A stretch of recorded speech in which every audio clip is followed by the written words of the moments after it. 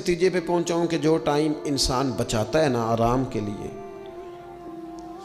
اس time میں بے پناہ سستی اسے گھیر لیتی ہے۔ ہم چھوٹے ہوتے تھے بچپن میں، اسکول سے ایک چھٹی کرتے تھے پھر دوسری کرنے کو بھی دل کرتا تھا، دوسری کرتے تھے پھر تیسری کرنے کو بھی دل کرتا تھا۔ گاڑی اسی کا نام ہے جو چلتی رہے، ڈیوٹی اسی کا نام ہے جو ہمیشہ کی جائے۔ زندگی میں مسلسل جد و جہد کریں گے، مسلسل کام کریں گے، اس کا نتیجہ یہ نکلے گا کہ آپ محسوس کریں گے کہ آپ کا وجود جو ہے وہ بڑی صلاحیتوں والا ہے، وہ بیکار نہیں ہے۔ مسلسل کام۔ آپ انبیاء کرام علیہ السلام کی زندگی دیکھیں، صحابہ کی زندگیاں دیکھیں، اہل بیت کی دیکھیں، اولیاء اللہ کی دیکھیں، بزرگان دین کی دیکھیں، آپ دیکھیں کہ انہوں نے کام کتنا بڑا کیا ہے۔ ہم کبھی ان کو پڑھتے ہیں تو حیران ہو جاتے ہیں کہ یار اتنے مختصر وقت میں اتنا زیادہ کام تو ممکن ہی نہیں۔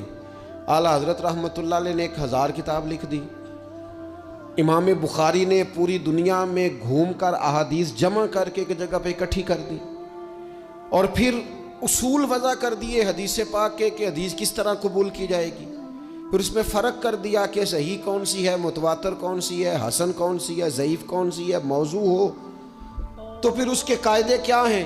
اتنا کام بزرگوں نے کر دیا۔ جد و جہد تھی زندگی میں، مسلسل ڈیوٹی کرتے تھے۔ جب مسلسل کام کرتے ہیں نا، نبی پاک صلی اللہ تعالیٰ علیہ وسلم نے فرمایا جو آدمی محنت کرے، کوشش کرے اور شام کو تھک کے سو جائے، اللہ اس کے پچھلے گناہوں کو معاف فرما دے گا۔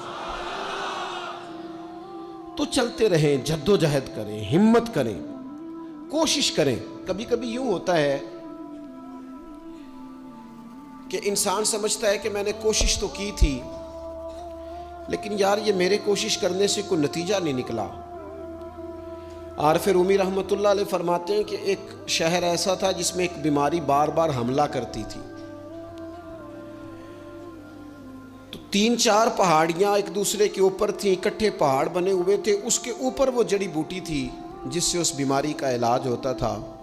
تو کئی حکیموں نے بتایا کہ اگر وہ جڑی بوٹی حاصل کر لی جائے تو تمہارے شہر کے لوگ صحت یاب ہو سکتے ہیں، پر وہ 4 پہاڑیاں اوپر نیچے، اور پھر ڈھلان بڑی سیدھی تھی، جو پیر رکھتا پھسل جاتا، کوئی جرت ہی نہ کرتا اوپر جانے کی، لیکن لوگ بیمار تھے، تکلیف میں تھے۔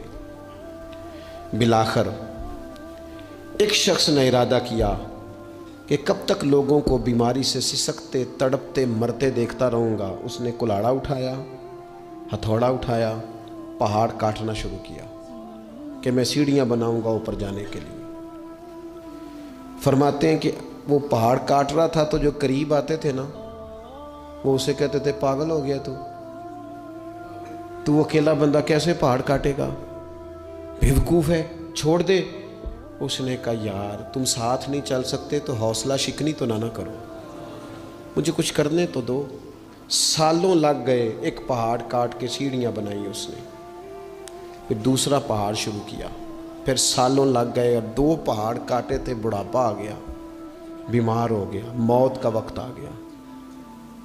اب چونکہ سیڑھیاں بن گئی تھی تو 2 پہاڑ کٹ گئے تھے، وہاں تک لوگ آنے جانے لگے تھے۔ این اس وقت جب وہ دنیا سے جا رہا تھا پھر بھی کچھ لوگ حوصلہ شکنی کر رہے تھے، اسے کہہ رہے تھے خدا کے بندے کیا نتیجہ نکلا۔ کچھ لوگوں کی ڈیوٹی ہوتی ہے اپوزیشن کا کردار ادا کرنا، وہ ہر موقع پر حوصلہ شکنی کرتے۔ اب اس پر آخری وقت آ گیا ہے، باوجود اس کے کچھ لوگوں نے جا کے کہا کیا نتیجہ نکلا جی، تیرے اوپر موت کا وقت آ گیا ہے، تو اوپر تک تو جا نہیں سکا، فائدہ کیا ہوا؟ وہ کہنے لگا بیوقوفو تمہیں پتہ ہی نہیں میں کامیاب ہو کے جا رہا ہوں۔ انہوں نے کہا کس طرح؟ کہنے لگا میں نے آدھا سفر آسان کر دیا ہے، اب جو میرے بعد آئے گا نا اسے 0 سے نہیں شروع کرنا پڑے گا، میں نے آدھا سفر اس کے لیے آسان کر دیا۔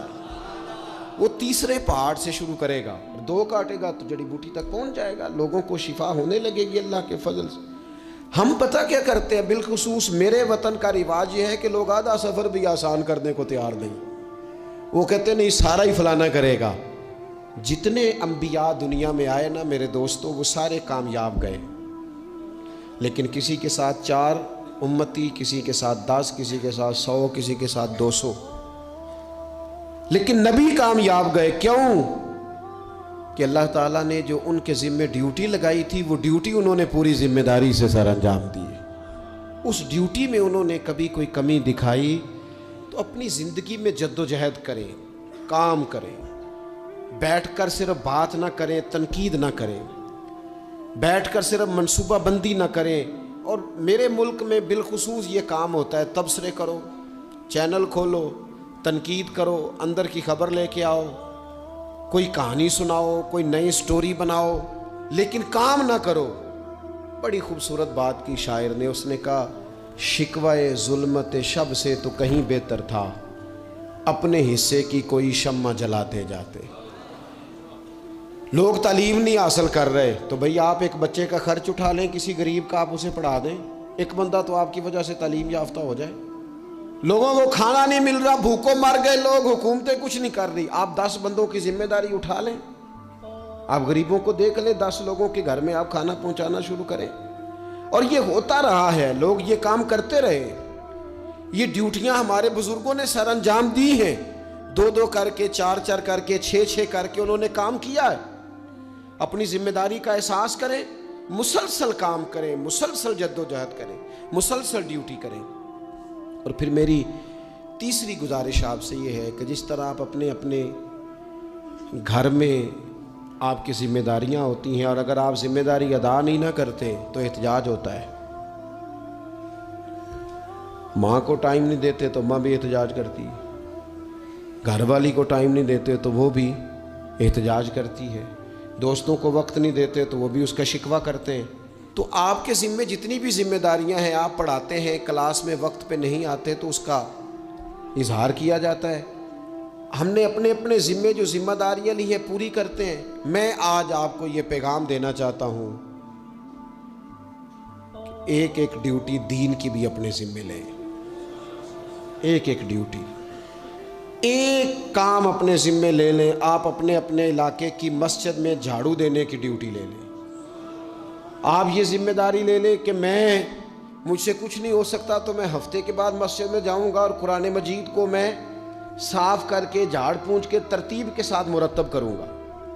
مجھے اگر ناظرہ قرآن مجید ٹھیک پڑھنا آتا ہے تو میں 10-11 بچوں کا روز سبق سنوں گا, آگے پڑھاؤں گا.